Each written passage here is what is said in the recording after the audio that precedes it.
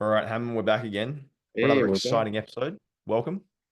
Oh, thank you. Very excited. I think last time we talked about a lot of topics, profit, analysis. We went into the funnel. And yeah, very excited to kind of tackle new things in this session. Yeah, and I think we closed off with the email marketing kind of concept, and we kind of unpacked that for some time. And I think this is going to really tie in well because I guess like all of these theories and all these practices are all Yes. good to talk about like in theory, and it's like we can discuss it and we can say, oh well, this is what we would do, and this is how we would do it, and I would do this, and you would do that. But I think it's great to always revert back to kind of like that practicality of like show me, don't tell me, and I think in terms of what we do inside of Ecom Capital, like that's always a big premise of all of the decision making is like I want to be able to showcase to people our brands. I want to be able to showcase to people what I'm doing literally in my businesses every single day, that I'm using the same strategies that I'm teaching so that they're actually relevant for people day to day. And so what we're going to do in this episode, like we kind of discussed and agreed upon before, was actually break down and use almost like a case study experience of one of our clients that's gone from zero, brand new business, and I believe he's up to about $70,000 in sales in 90 days. Is it? Is that right? Yes, about 3 months is like right now crossing actually 71,000 in total sales. But yeah, very, very much fast growth, 0 to 10K in the first month, like 9,000 something, and then Amazing. scaled right now, like really, really in terms of volume, like we're getting there in terms of, profit targets, everything. Yeah, it's fantastic. It's really, really epic to see. And so I think for the listeners, I think it's really valuable because like, that whole kind of like idiom of success leaves clues. Like if you can implement more of what has been done here, like it probably will, benefit your business. And if you listen to this and go, yeah, but that's him and it's not me, you know, then It's like then nothing's gonna that come. doesn't apply to me. I'm not gonna be doing it. Okay, Oh, I'm just I'm past all that stuff. I'm so yeah, all things aside, really excited to jump into this. So let's perhaps start with maybe the business. Let's unpack the product a little bit and kind of explain to people what that looks like. I know you've been doing a lot of work with Reese. So do you want to start with that in terms of what the product is, some of the specifics around that in terms of how he was able to do that? And maybe we'll keep some of the sensitive details private, but just overall we'll kind of give some detail on what the product is. yes, absolutely. So first, it's a product that's really like in terms of audience. Like if I was to think about like in general, like what's the element that really helped us position well the product? It's the avatar. So if you think Mm, about it, it's all about the avatar. So it's a very specific it's like the product is like a for people that are in the construction space, and they're mm, looking for a product where they say shorts, but they want to use them for work, but also they want to use them for workout. So it's kind of multi-purpose. And if you think mm, about this product, it's like it appears to be simple, like hey, just like a simple product, but it's very aimed mm, at that avatar. So it's a workwear designed to perform, and this is what he mentioned in his story. mm. If you look at it, it's pretty much mentioning this right away. It's a workwear that's designed to perform, and it's really Mm, focused on that element. So that's kind of the first thing mm. that I would put in an avatar that's really clear to him into a positioning. Yeah. And I think it's interesting because like we discussed earlier when we were reviewing the brand, like, you could take that same exact product, right? Exactly the same product, and you could target it just to an audience of gym goers or fitness people, and they would not buy it, and you would get no money, say like nothing. It would tank. You know what I mean? And so it's such an amazing like demonstration of like similar product just being slightly adjusted and disrupted and made really specific to a particular audience. And for anyone who might be like even in, I know when I used to work in construction, bless those days. And Hey, man, it's the past. and um and you wear your nail bag and your tool belt and you're banging up and down the ladders all day and you're like moving around so much, but you have to wear these like thick like fabric, almost the khaki, like the pants that you wear, like they're so thick, they're so hot. As you're getting up and down ladders, you always, it's just about stumbling over because you can't move around in them. Then you try and like bend down to get on the floor and do something in terms of like screwing fixings down. It's horrible. Like it's very, very, very challenging to move around with those types of pants on, especially if they're the long variations. And so I think what he's done with this is like really identify a nice Yeah, pocket of the stronger pinpoint. market That's it. You And a think about it, strong pain really a point. strong pain point. And it's even mentioned, like if you look at his store, it's mentioned in the homepage. If someone would go to the store, it's even mentioned if you're tired of restrictive, uncomfortable Mm, workwear, with mm, us. It's crafted for actually hard work, move fast, push limits. It's really strong positioning in terms of his marketing, where a person mm, would come in and be like, hey, I have this pain. This is what I want. And the moment you start playing on emotion and exactly positioning the right things with the avatar, playing on the pain point, mm, you're going to get conversions. And that's kind of, I would say, one of the ingredients that helped him build his business first. mm. And so just on this point, so when people are kind of going through the whole product selection, product like development phase, and they're thinking about like, oh, should I sell this product or should I sell that product? Like, what do you think it is that, Reese has done here that has really helped, just from your perspective of observation of him? Did he have this problem himself and then he solved it himself, or was it more so like he observed something in the market? Like, what was it specifically do you think happened? He is the like he's like this is also I think something that I would observe sometimes in terms of people that are looking at really great solutions. They are most of the time the avatar, so they understand the pain and they're coming in from that angle. So he is actually understanding the pain, and he designed this as a solution for himself, but also obviously to position this in the market. So it's really from that angle. Now, in terms of Mm, I would say if you're looking at a product or looking at an opportunity, if you bring in a solution for something where you know it's painful, so you felt that pain, there's nothing more real than that. And that's, I think, really a strong positioning in general in the market. And it's mm, also, I think, Jeff Bezos mentioned this like mercenary versus, let's say, missionary. If you're really coming mm, in and you're like, really, this is like a mission for you, you're going to always dominate mm. because you're coming in from a pain perspective and you know it's a good solution. So it's kind of why it worked super well, and also what you should seek in terms of avatar and product. I love that. I think it's a great kind of description there. And I mean, like if you think about why most founders like start or build a particular brand, it's like either they observe something that they have seen in the market that's a potential profit opportunity and they just see that. But most of the time I find that, if they have that pain themselves, they don't need to be as good at like researching or validating or doing all these things. It's like, They this is understand. horrible. Like I I feel it. can't stand the fact that I bend down and my shorts rip 2 times a week. It's like if I could Like solve this, this they've would be been there. fantastic. Yeah, Yes, and yeah. it also makes the ads so simple because they can literally design the ads because they felt it. Like, hey, this is the angle that Mm, we need to tackle, and the performance for the ads, the performance for everything is. It's kind of again, it's like almost you're hacking the systems because you know the pain, and I think mm, that's in your if you're looking at let's say you want to get to 10K fast. That's the first thing. Hey, I want to get to 10K, and I want to get it within let's say 60 days, 90 days, whatever period, but let's say we want to get it fast, you need to really think about a solution where there's pain. If there's pain, there's a conversion by default. And that's the mm, first thing I would mm, think about. Do I want to convert people? Yes. I need to find something that's painful. That's the second thing mm, I'm thinking about. Because mm. otherwise they're not going to be, they might just wait a little bit more. And if that conversion Correct. cycle is longer, then I'm going to be waiting more. I don't want to wait. I want it tomorrow. And there's Yeah. nothing faster than someone with pain. And if it's 10 out of Mm. 10 pain, they're going to give you money right now. I was explaining this concept to one of the clients at the event over the weekend just gone, and I was kind of like sharing about this like continuum almost of like pain where so say for example, especially when you're launching a new product and Eugene Schwartz, I think I have his book there behind me in the bookshelf. He talks about the levels of sophistication in terms of how sophisticated people are, in terms of are they product aware or problem aware or they unaware, like the different stages, that kind of buyers go through. And I was saying, so when you, for example, launch a new product, and exactly as you just mentioned, so if there's a high degree of pain, they're going to be like actively looking for a solution, right? And so, like, if the pain is lower, you need to agitate that pain. You need to bring it up to the front of their mind. You need to make them aware that there's a solution that could actually fix that pain. And so, all of that movement of their sentiment just costs advertising dollars. You know, it's like, Like you want them to be looking for the emergency, like ER. Where is the ER? Like that's what you want. correct. You don't Yeah. want to be like almost like inviting them, hey, take an appointment. They should be seeking help. They should be really looking for it. And the moment they see it, they need Mm, to really like this is like they see the pain. It's like almost like I need to act right now. I need to act right now.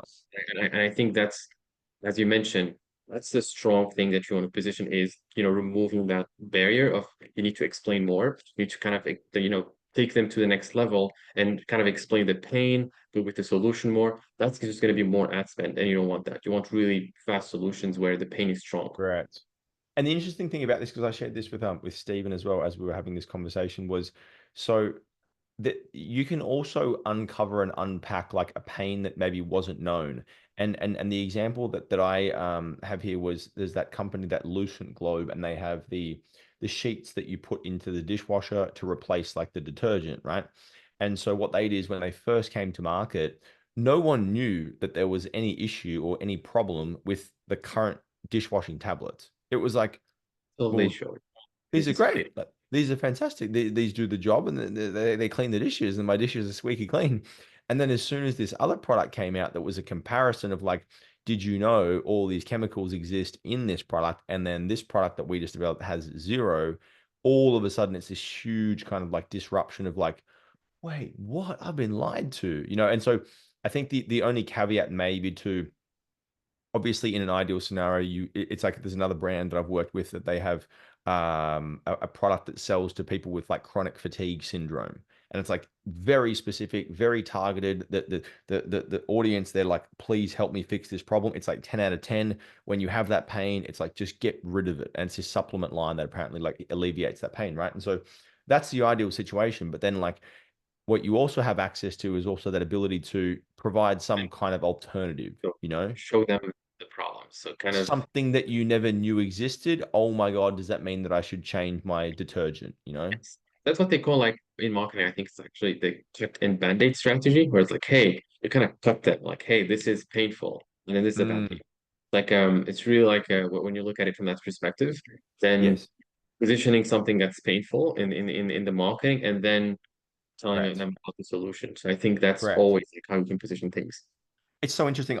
Years ago, when I first started getting into this game, I remember I was on this consulting meeting, and this is an amazing example of exactly this principle of like leveraging the pain, right? And so I was sharing exactly this similar concept, how you need to kind of like the example that I got first taught was you're the doctor, and the doctor kind of like assesses the body, and he's like, okay, so lift your arm up, okay, doesn't hurt. Lift the other arm up, it's the elbow, it's the Perfect. elbow.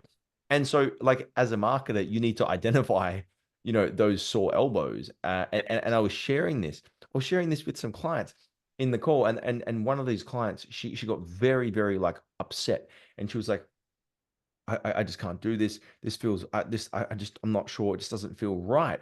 And it was like really interesting because what happened was her getting upset, right, in that call, and she got really, really kind of upset. I think she cried, and she was like, "This just feels like I don't want to make people feel bad, et cetera, et cetera." And I was like, "Well, you feeling bad right now by me sharing this, does that make you want to do something about this?" And she's like, "Yes." And so I'm like, your reaction to what I'm doing right now is an example of what I'm exactly Of exactly demonstrating. the same thing. And she was like, oh my God. And it was such like an interesting experience because I explained it and then she literally enacted it and got so upset and then literally just changed on the spot. And her whole perception was like, oh my God, I really want to and want to create and it came full circle. It's just such an interesting example of it. So I It's really digress massively. I don't mean to go on a rabbit hole. I think it's actually what you're tackling is the main component to actually get that fast, push into Mm, 10K. Because otherwise, mm, if you have a product where there's no pain, like there's no urgency, you mentioned this, like I need to really unpack things, and it's almost like I'm kind of coming in with more time, which is not necessarily how correct. we kind of want to position things. If you want to get something fast, the pain should be there, and it should be very strong.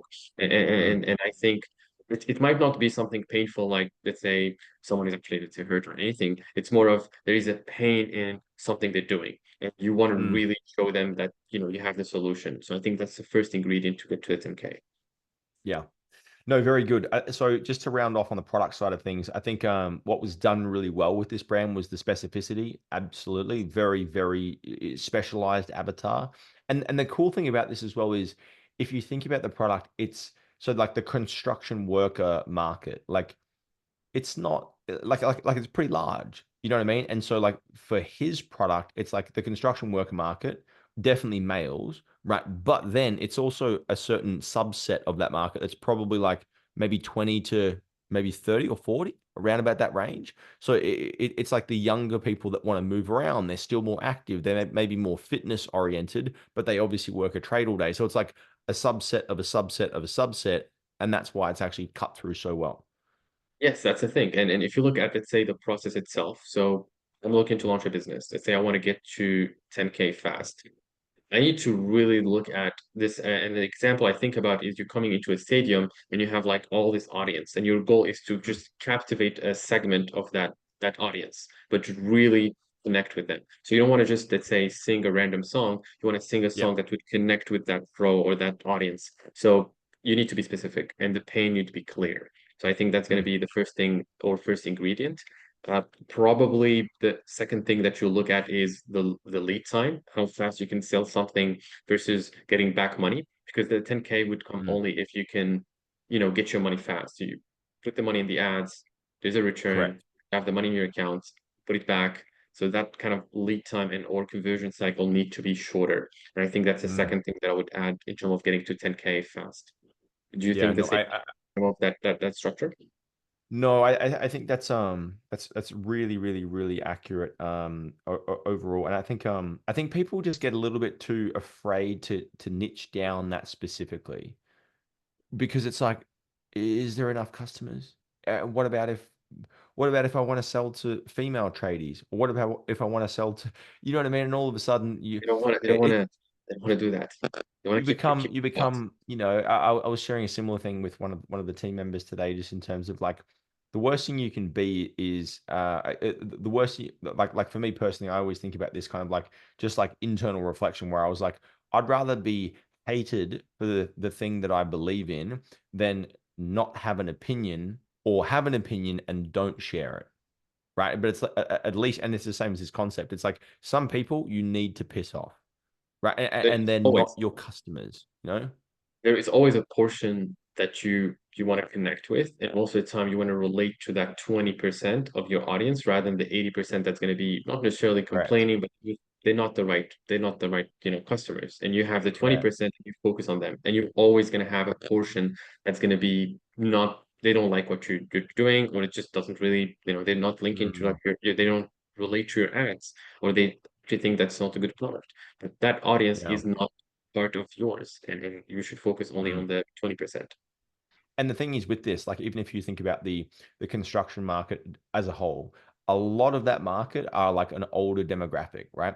And so a lot of that market would probably look at the advertisement for this product in terms of like like short kind of gym short workwear, and they would think that it was like, what are these idiots wearing? Why would they wear those shorts? Yeah, Right? like You know, that's not us. exactly, but it's brilliant because like it's completely okay to just piss some people off, and it's actually advised because then at least you create polarity of like, these aren't my people, these are my people, and these people are all going to pay me at a 6x ROAS rather Yes. than trying to target everybody, you That's know? the thing, and you need to really think about your audience. That if you look at the whole market, then you're gonna have people that are not like they're gonna be against your product, almost like they're like, hey, don't buy it. And then you have that segment that just buying, and that's what you want to focus on. And I think in this Mm. case, it's really adapting the avatar. Like the product is adapted to the avatar, and they're coming in and they're sick of the product, kind of always like they buy something, it just tears up. It's not adapted to their life, and they see this. I'm like, hey, this is a solution and I want to buy this. And I think that's the first ingredients that we should look at here in terms of getting to a 10K. You need to really find a Mm. product with its pain and it's also a clear avatar. If you don't have an avatar, we have a problem. Mm. Yeah, I think that's exhausted to some degree this first initial part of that kind of stage. So just in recap, really clear kind of specificity on the avatar, high pain threshold or high desire to actually solve that problem if possible. I think those are some of the main ingredients, and then just like a unique kind of product that's just a little bit different. You know, it's like it's not like the workwear is different, but it's just slightly done differently for a different person. You know, Yes, absolutely. so. And sorry, go ahead. Yeah, so moving into the next stage of how Yes. this brand was able to get such quick results, what was the next thing that you think we did or we helped with to be able to produce these results? Yes. So if I was to look at really everything, so as I mentioned like a little bit earlier, you have the lead time, where that's a strong element, particularly because we actually got a lot of growth from pre-orders. So we were kind of coming into a phase where we run out of stock, and so it's like, hey, should we pause the ads, right? That's a question actually we're looking at. Should we Mm, pause the ads, or should we keep running the ads? But if we keep them, we don't have stock, right? So we were thinking, mm, hey, let's actually use a strategy that we did implement in Ecom Capital with some clients where, we had this situation where, we don't want to pause the ads, we want to keep the business going, and we want to just, build some capital. So in that case, we were like, hey, let's do pre-orders. And we implemented the same strategy that we use with the clients using the same app, same structure. And a week after, he did the best week ever. She was like, hey, mm, everything is, we kind of built $10,000 in 1 week. And we were kind of targeting, let's say, 30K in the month, but he did 10K in 1 week with mm, amazing ROAS and no stock. And it was all mm, funded by his customers. They pretty much paid mm, for him to order. And that's kind of the beauty mm, of it. If I was to think about, let's say, another element to scale, you need to have some kind of either cash flow solution or use mm. pre-orders to build some capital. I think you're aligning on that strategy, correct? Yeah, I think it's necessary. Like when you, I mean, like my kind of like strategy is always to, for example, have some stock initially. Like always try and work with like a small kind of MOQ, simply just because you want to hedge as much as possible and keep risk low. You know what I mean? Like I like the idea, or I always am a big kind of proponent of focusing on like really high quality, right? So I'm like, let's get some product in hand. Let's make sure the product is really good quality. Let's photograph it, send it to different creators. Let's do some work with it so that I can really demonstrate the quality. Because I think with AI and everything at the moment, people are so hyper aware to, is it fake? Oh, is that Yeah. fake? Oh, I don't know if it's real. And so I think like it becomes more and more and more important for it to be a genuine and authentic kind of like whether it's a piece of Authentic. content, whether it's an advert. It's like it really, really, really pays, and it's very difficult. You can do some great things these days with Mid Journey or any of these other AI tools, but you can't sit there and be like, yeah, g'day, mate. I'm out on the job site here with my new, pants, and they're just like, you can't do that. And it can't be real, and it can't be like as genuine as what it would be if you were actually creating it. So my position is always like develop that product first, make sure you've got like a really good solid kind of like a sample that you are extremely Quality. happy with, and you're like, this is really good, like I love it, it fits well, and then see what you can do to kind of like work down that MOQ as much as possible so you can minimize the risk.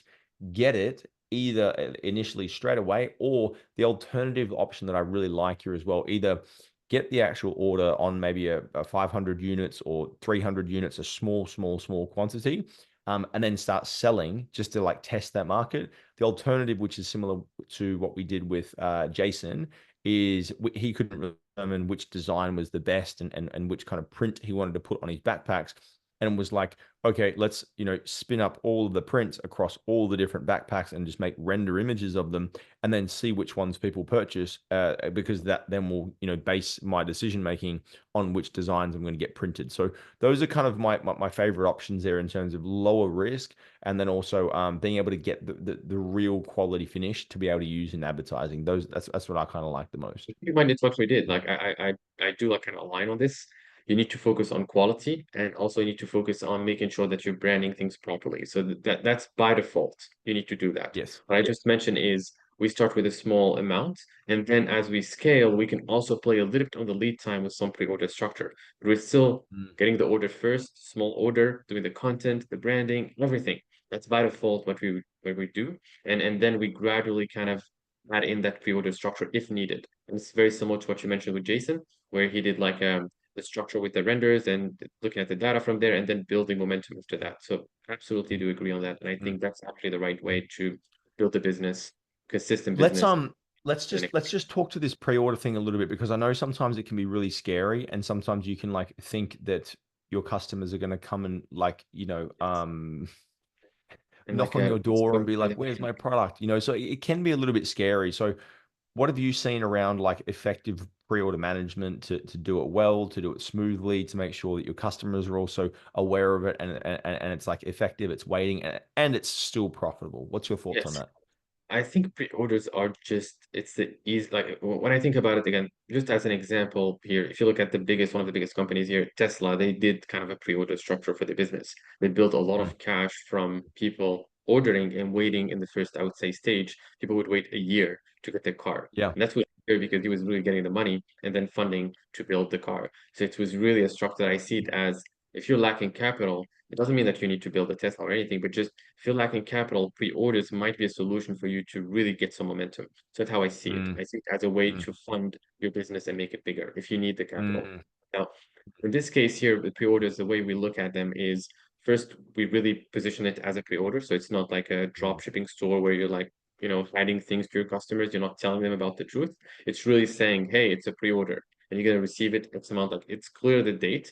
And if you have a product where there is pain, and you have a solution that's unique, pre-orders are actually aligned with that because they're going to be waiting because there's pain and they see the pre-order button and there's no alternative. And you can literally mention that they need to hop on the train right now because the units are coming and you put in a day normally and they would buy because of that. So there are some, I would say, yeah. ingredients that we add.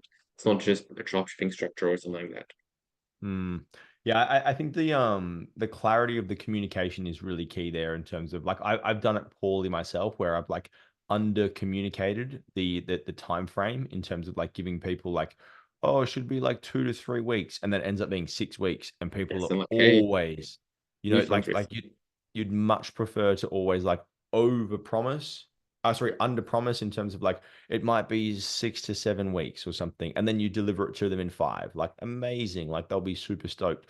So I think from what I've seen from a timeline perspective, and again, this probably changes depending on if it's a really high like pain product that people need to solve. But generally, we do this a lot with those fishing shirts. We have a lot of pre-sales we run all the time, and 6 to 8 weeks tends to be like 4 to 6 weeks, 6 to 8, 6 to 8. That's probably like Yeah, the on yes. that's like on the long end of the wait time. Like 4 to 6 is probably like, okay, that's fine. It will impact conversion rate a little bit, but not too much. But then on that 6 to 8 weeks, people will start to be like, oh, this is a long time. Like 2 months, like it's a long Yeah, time. yeah, that's kind of there's a challenge in general is how to position the pre-order properly. And also Mm, just to let you know, most of the time with our clients in Ecom Capital, we're not only doing just a pre-order structure, we also have a back end that I would recommend every time where they can mm, leverage things so that the customers are not asking for refunds or there's no risk with PayPal and so on.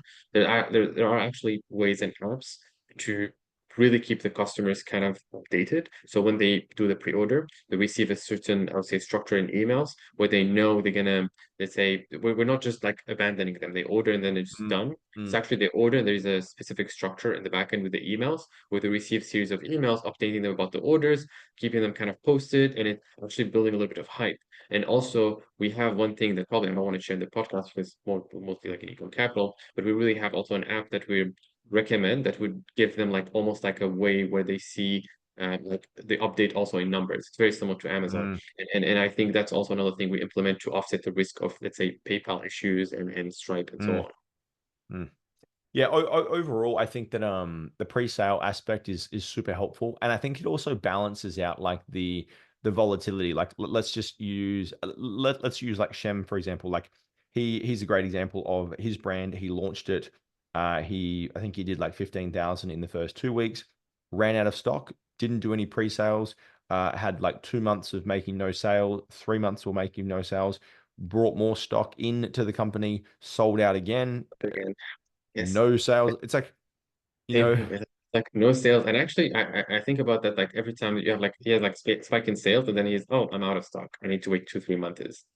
And I'm yeah, like, okay, that's like at this level, probably the pre-order would be like a way to build some momentum because otherwise you're gonna have like sales and nothing, and then sales and correct. Yeah, it's an interesting thing. I think every e-commerce brand definitely goes on a pre-order situation, and I think from like a just an overall cash conversion position, like you want to like from an inventory holding position, inventory is just your cash that's in the form of stock. And if you can, and we've spoken about this many times on previous podcasts, but it's just like if you can keep your cash in your bank account or in the marketing ROI or doing things actively for you as long as possible and not keep your cash sitting in a warehouse collecting dust, yes. But And weeks like and weeks and weeks, you'll find you'll have so much more profit. Like you just will. and there is like what I would call also like a ratio of marketing versus capital, like in terms of stock. So I would most of businesses they would put in 2,000, let's say, in stock, and then they have 1,000 for marketing or something. That's a kind of like again just the numbers Yes. in general. But the ratio wise would be 2 versus 1. What I will do most of the time, like look at, let's say, a structure like that, but like that's not a good one. I would try to have 10 in the marketing, one Mm, in the capital mm, or stock. So if I have, mm, let's say, 1,000 for my stock, I have 10,000 for my marketing. And if I have this ratio, then by default, I have more liquid things that are I can yes. put in money in the stock, but I'm still having some money that I can Mm, run for the ads. And the ads are the thing that convert to like sales. So I really want to keep that in there with a healthy ratio. And I think the yeah, drop shipping business model is built entirely on this. It's like they built it on is. I need to have more money in the ads, less money in the stock. But if you apply it to any business, that's kind of the goal. Have more money in the marketing, less money in the stock, and you can kind of build momentum with that. Yeah. It's so funny because I recall when I first did some like when I really started to do like larger and larger orders, several containers for I was fishing, and I remember I was like, I'm gonna fix this stock issue once and for all. I'm gonna order 17,000 shirts, and I did this tremendously large order. It was like several $100,000, Wow. and and it really like it helped. But then what happened was the knock on effects month after month, accumulation of storage fees, accumulation of shirts that don't sell anymore because seasonality, accumulation of all of these additional things that you And just also don't keep in mind you have realize. also the stress on top of it because you have so much stock that you need to sell. So your decision making is also a little bit affected because like I have so much stock. Correct. Like you're Correct. thinking differently because like I need to sell it.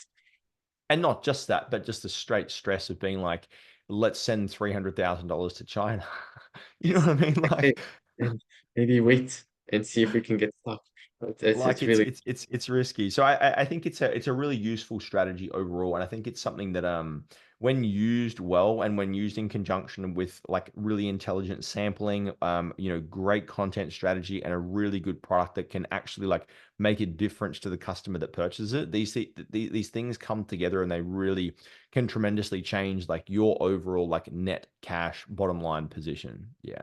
absolutely. And it's always a goal. If you look at, let's say, we want to make 10K in 30 days or whatever period, you need to think about, I need to have a position in terms of like low money, like a low amount in the stock and really a lot of money in the ads so I can convert them and ideally have my customers fund a little bit the business. Yeah. And that's going to be, I Yeah. think, the thing to play on if you really want to make money fast. That's kind of the target. You need to really think Mm, about solutions where your customers are a little bit helping in the cash flow. If they do that, then mm, you're pretty much, you're set. You're putting money yeah. in, you're getting two. Let's say we put $1 in the ads, we make 3 or 4, and then we have the customers waiting a little bit. We can pay for stock. You're almost like, having the ideal scenario where you're getting the money and then ordering, which is really good. Yeah. Yeah. So I think we discussed this a little bit, and I'm going to run a bit of a challenge with you to see what we can do to build a brand from scratch over the next kind of like coming months and scale it up, because I think this is cool for us to have these conversations and discuss these things. But it definitely whether it's a good thing or bad thing, it excites me to kind of like jump back in and kind of like blow the Be- dust off a little bit and be like, let's give this a crack. So Let's do everything, run it and have it kind of scaled and show everything in terms of I think also sharing it would be really valuable for people just to see a correct. little bit the back end and the action. So yeah, absolutely. Correct. I What do you think think in terms of if you were to spin up a product, Hammond, like say, next month, what do you think you would do? How would you think about it? What would be your kind of approach to taking a product? And that is interesting because like I was thinking about this, and I'm like, okay, so if I wanted to just do this and literally just be like, I don't give a crap at all. I just want to make money. I probably would just go find some little drop ship product, sell it, and just burn some money, and then make some money, and then just like shut the thing down. Like because like that's possible, you know what I mean? But then it's like probably don't really want to do that, So I was like, okay, so what's the kind of conservative approach that's more sustainable? I'm curious what your thoughts are. sustainable. I'll look for what's the most painful. let's say, thing in the market right now in terms of just I'll look at an audience and then I'll try to focus on something that's painful where I can fix it fast with the product. And that's going to be the main position for me. It's going to be really driving, let's say, results with pain. And I'll look Mm. at pretty much products where I see the gap in the market. So I'll look at the avatar and see, for example, let's say we have like, let's say just an example. This is actually what I worked on in 2020, which was a makeup brush, which really was synthetic fiber and it doesn't cause any problems to the skin. And Right. I advertise this very much like within a week or two, we're already doing 20K like in terms of revenue. So it's really Wow. about something where you understand a little bit the problem and you know it's a painful problem. So you can really position Mm. that in the ad. So I'll look at something painful technically. And I will not rule out digital product, just to let you know. If I was really thinking about, let's Mm. say, overall, I want to make fast returns, I'll think about both physical and digital products. Yeah. Yeah. I mean, like Olga, I think is it with her Yes. pet kind of like first aid kit type product, great idea, great concept, very specific, hyper specialized to a particular avatar. So I definitely think I'm excited because and we'll share it with the audience once we get to the stage when we start actually doing this. But what we want to do is put together like a docu series of us actually going through and taking a brand from scratch and then building it and growing it, literally going through the whole process and documenting things so we can really share with you all the things that we are doing, that we are thinking about, that we are kind of strategizing on in terms of products that we are looking at and the way we're going to bring those products to market. So I think that's going to be a particularly exciting strategy for us to kind of go through, Hammond, in terms of like Absolutely. It's focusing on that and demonstrating some of the things that we actually talk about here. Yes, I think it's very exciting. Like keep in mind that I really think ecom is it's just like it's really something where you can actually create solutions and you can see the Mm, result and you can mm, make an impact. If you look at any job in the world, every person is kind of looking at how can I make an impact? How can I make an impact? You can make an impact on so many, like obviously if you have a job when you're thinking about like the impact level, you might be working for a company that you don't see the impact. But yeah, in yeah, income, you see the impact. There is an impact. You feel like you're providing a solution to the world, and you can really make money off it. And I think mm, that's the beauty of it. And that's actually what drives me every day when I wake up. I'm like, hey, I'm excited because I know I'm working mm, in ecom, and I know there's an impact. And because of that, there's just excitement every single time. And that's yeah. why I think ecom is so good. It is. I absolutely agree. I mean, like that's the company's word of the year is impact. Like that's what we want to do this year. We want to make massive impact, and we want to leave impressions and leave marks on people in terms of like really changing and transforming the way they think, the money that they make, and how they can actually exchange their skill set or the value that they have inside themselves for money from the marketplace in exchange for really good valuable products. So I love that you mentioned that as well and brought that up. Let's kind of recap on what we've discussed here today to make it really easy for people to understand. Say, for example, I'm in a position where I'm thinking to launch a brand. I'm considering my options. What would you say would be the core highlight kind of aspects of what we've covered here, Hammond? Focus on the avatar. Look at the Mm, pain. It should be 10 out of 10. mm, Look at the mm, lead time. You need to really think about, getting that first order, but really managing mm, your cash flow. So having more money for the ads than the stock and really thinking about the lead time. That's going to be, I would say that like if I was to look at a painful problem plus a low lead time and a capital that's oriented into marketing, I'm going to be able to build like something fast. And I think that's mm. going to be the first thing I would position to get to the 10K. Yeah. Yeah, I agree. I think this is a really really cool example, and I'm pumped to do some different case studies, different examples, break down what they've done in new and interesting ways. We've got a few brands that we're going to be working on at bigger levels, which I think would be really really cool to demonstrate to people and share the kind of strategies and the structures of what we're going to be implementing into these companies as we help them to grow as well. So very very exciting things on the cards for the podcast, and a lot of good things to come. Yes, I'm very excited. I think that again, we're gonna tackle things. We're gonna show case studies. We're gonna actually build a case that like we're gonna do it from scratch. That's also exciting. And as I mentioned, every person wanna always like learn something. Like, for me, it's like not only observation, it's also like you need to show Mm, and do it.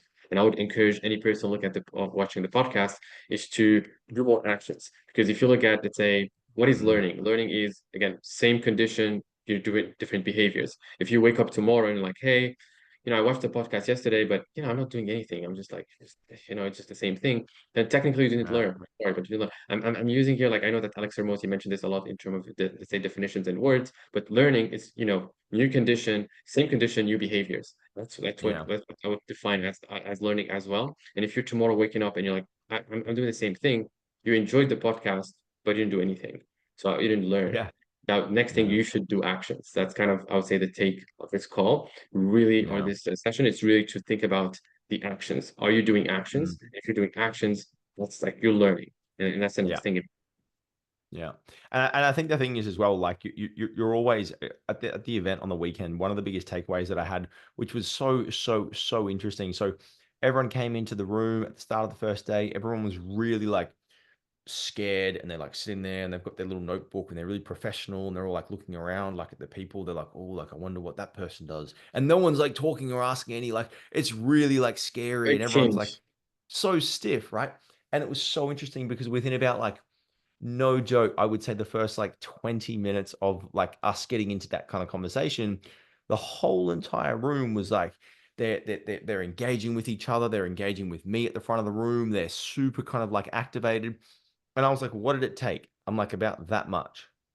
Just a little shift. You know what I mean? And so it's like people out there in their lives or their businesses, they're just doing the same thing over and over again. And it's like it just takes a small shift. It's like a little Yes. bit of information and just do the fucking action. And that's it. Yes. It's Anything. fascinating. Very Yes. cool, Hammond. Super valuable episode. I hope you guys listening have enjoyed this one in terms of breaking down this case study. If you did particularly enjoy it, let us know in the reviews or feel free to drop us an email as well, just at support@ecomcapital.com, and we can go over any of the feedback that you might have. Or alternatively, if you'd like to have us do a review over your brand or have your brand maybe showcased in here as well, we can also potentially do that in the future. But Hammond, always a pleasure, my friend, and Sure. look forward to catching up again next week. Yes. Looking forward for it.